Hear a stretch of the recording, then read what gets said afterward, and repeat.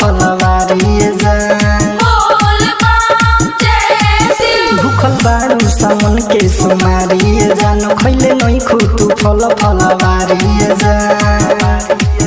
अब किनले बानी दू गो कामर एगो तू आके ले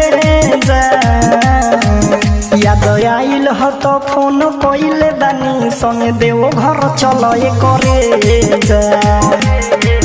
याद आइल ह त फोन कइले बानी संगे देव घर चल करे जा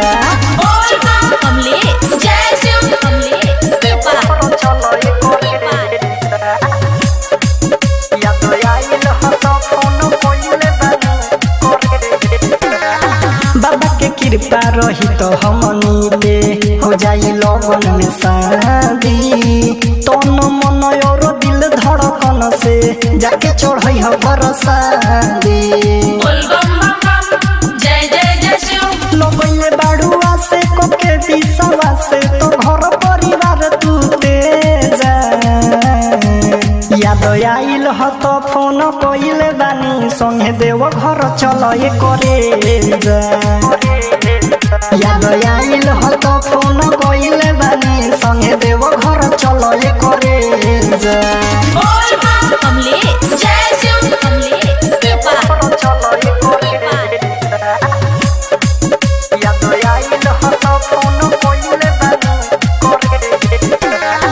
फूल पानी लेके जल हाथ में चलो चढ़ावे भोलेनाथ के बात बुझे हो मोरे लभर विश्वराज रविकांत के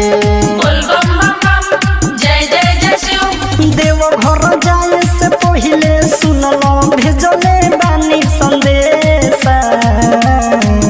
याद आइल ह त फोन कइले बानी संगे देव घर चल करे जा याद आइल ह त फोन कइले बानी संगे देव घर चल करे जा।